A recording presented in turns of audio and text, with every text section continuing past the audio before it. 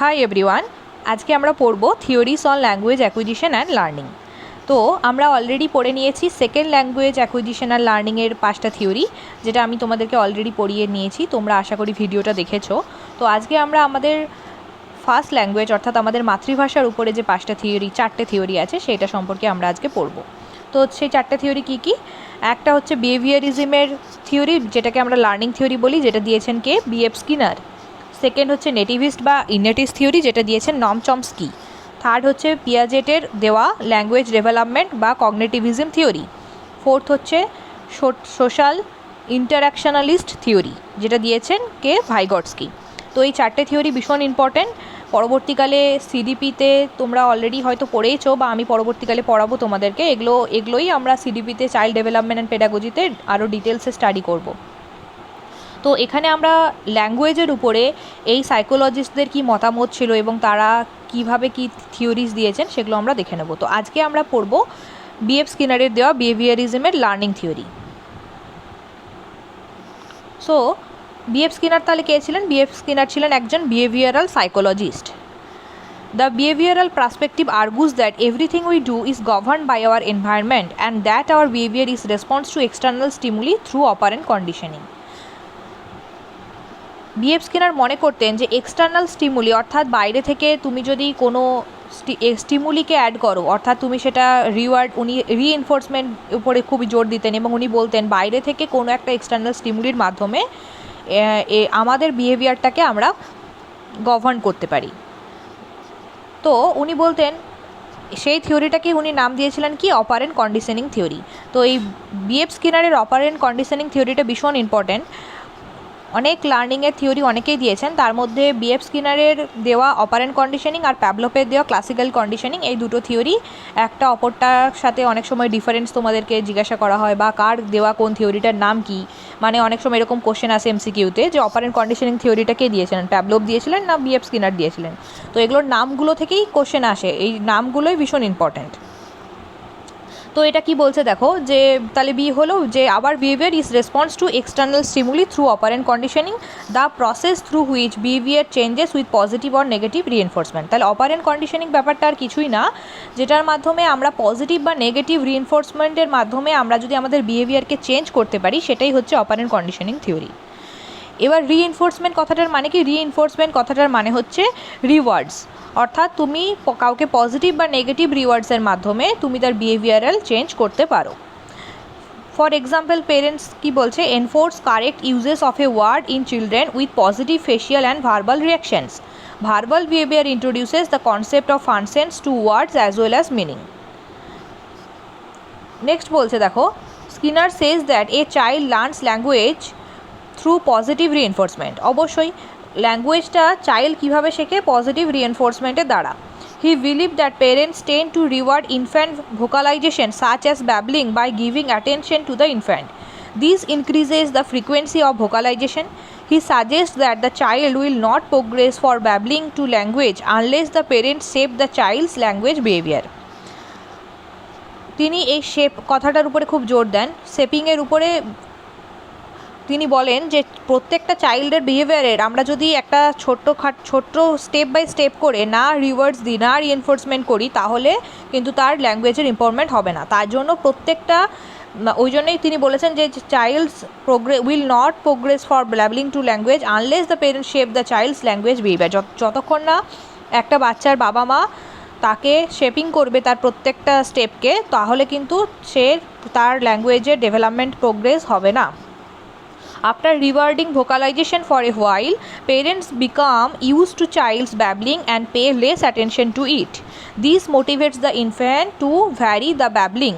Sometimes by accident, the child produces more recognizable speech sounds. Example হচ্ছে, if an infant suddenly said "da da," parents might respond excitedly to this, thinking that the child is trying to say the word daddy.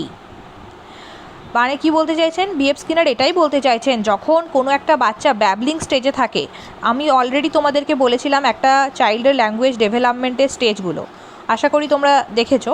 তো তার মধ্যে যে stage আছে ব্যাবলিংয়ে যখন চাইল্ডরা ব্যাবল করে, অর্থাৎ কেউ কোনো একটা বাচ্চা বা দাদা বলার চেষ্টা করছে, তখন আমাদেরকে তার সেই রেসপন্সটাকে আমাদেরকে সবসময় তাকে মোটিভেট করতে হবে এবং আমাদেরকে মনে করতে হবে যেন সে বলতে চাইছে ড্যাডি। আর আমরা যদি তাকে মোটিভেট না করি তাহলে তো সে তার ইচ্ছেই করবে না, ল্যাঙ্গুয়েজ আরও ডেভেলপমেন্ট হবেই না বলার জন্য।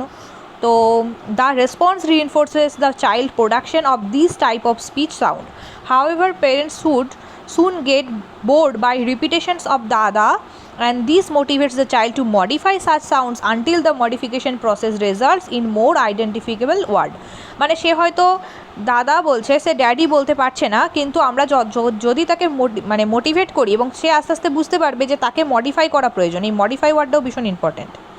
তো যতক্ষণ পর্যন্ত না তার মডিফিকেশন হচ্ছে প্রসেসটা, ততক্ষণ পর্যন্ত সে চেষ্টা করবে। This process continues, resulting in sentence of increasing complexity and grammatical correctness. এবং আস্তে আস্তে স্যার কী হবে, গ্রামাটিক্যাল কারেকশন হবে আর কমপ্লেক্সিটিটা বাড়বে। In addition, the use of language is rewarded when a child asks for something and as a result succeeds in getting it. Skinner did not claim that parents intentionally set out to shape the language development of infants, but that this happens naturally. Skinner কিন্তু এটা মনে করেছেন এটা naturally হয়। Next দেখো, language is learn through practice. The more the learner is exposed the better the chance of learning. অর্থাৎ language আমাদের প্র্যাকটিসের মাধ্যমে কিন্তু লার্ন হতে পারে।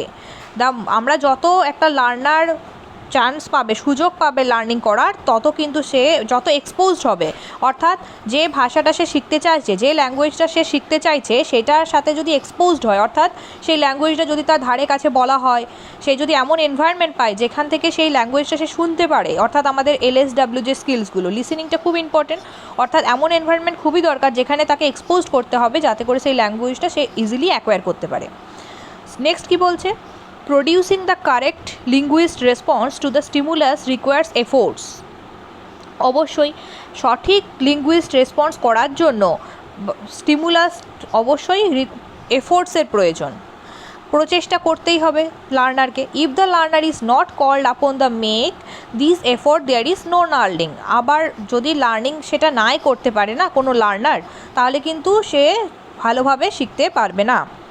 থার্ড কী বলছে, producing correct response also requires attention. অবশ্যই সঠিকভাবে ধরো এই যে LSRW যে 4টে স্কিলসের কথা আমি বারবার বলছি, তো লিসেনিংটা যদি সে কারেক্টভাবে লিসেনিং করে, এফেক্টিভ লিসেনিং যদি সে করে, এবং তারপরেই তো সে কারেক্ট রেসপন্সও করতে পারবে। তাই জন্য সে অ্যাটেনশন যদি না দেয় তাহলে কিন্তু তার লিসেনিংটা ঠিকঠাক হবে না। অর্থাৎ আমি তোমাদের আগেই বলেছিলাম যে লিসেনিং এফেক্টিভ লিসেনিংয়ে আর হিয়ারিংয়ের মধ্যে অনেক ডিফারেন্স আছে। হিয়ারিং তো আমরা অনেক কিছুই শুনি, সব কিছু আমরা হিয়ার করছি, কিন্তু আমরা কি সেটা এফেক্টিভলি লিসেন করছি? এফেক্টিভ লিসেন আমরা করলে আমাদেরকে অবশ্যই অ্যাটেনশন প্রয়োজন, এই যে দ্যাট রিকোয়ার্স অলসো অ্যাটেনশন। তো আমাদেরকে সঠিকভাবে রেসপন্স করতে গেলে, আমাদেরকে ধরো কোনো কিছু জিজ্ঞাসা করা হচ্ছে, সেটার সঠিক রেসপন্স অর্থাৎ সঠিক উত্তর দিতে গেলে আমাদেরকে সবসময় যেটা আমাদের জিজ্ঞাসা করা হচ্ছে সেটা আমাদের খুব মনোযোগ সহকারে অ্যাটেনশন দিয়ে শুনতে হবে। ফোর্থ কী বলছে, learning takes place fast if the correct response is given to the students. অবশ্যই যদি কারেক্ট রেসপন্স দেওয়া হয় স্টুডেন্টসদেরকে তাহলে লার্নিং খুব তাড়াতাড়ি সম্ভব। নেক্সট কী বলছে দেখো, ফিফথ কী বলছে, every new item must be learn by reinforcement by further practice before further learning is given. যতক্ষণ তুমি লার্নারকে যখনই কোনো নতুন জিনিস শেখাবে রিএনফোর্সমেন্টের দ্বারা, রিএনফোর্সমেন্ট অর্থাৎ রিএনফোর্সমেন্ট মানে কি বললাম, রিওয়ার্ড।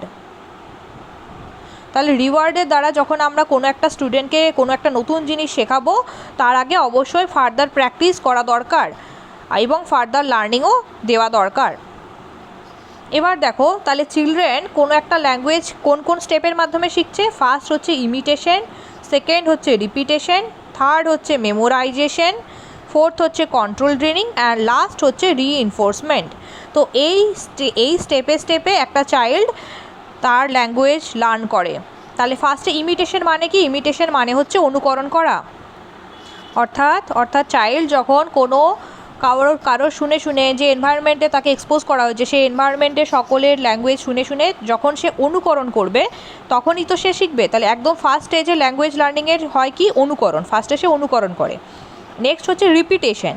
সেকেন্ড স্টেজে সে ওটাকে অনুকরণ করার পরে সে বারবার সেই বিহেভিয়ারটা শো করে, অর্থাৎ সে বারবার সেটাকে রিপিট করে।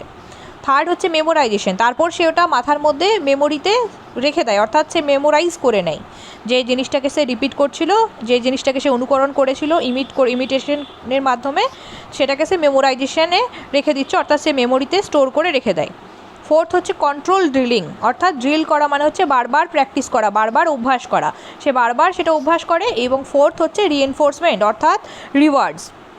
এবার রিওয়ার্ডসের মাধ্যমে আমরা এবার রিওয়ার্ডস, দেখো এখানে একটা ইম্পর্টেন্ট কথা বলা আছে যে rewards can be positive or can be negative, either be positive or can be either be or negative, অর্থাৎ রিইনফোর্সমেন্ট অর্থাৎ রিওয়ার্ডটা কিন্তু পজিটিভও হতে পারে বা নেগেটিভও হতে পারে।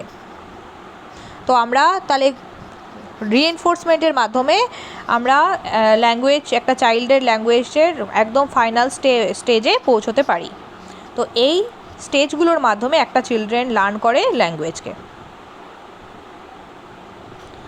So thank you so much. আজকে তাহলে আমরা শুধুমাত্র পড়লাম বিএফ স্কিনারের থিওরি। নেক্সট দিনে আমরা পড়ব নম চমস্কির থিওরি।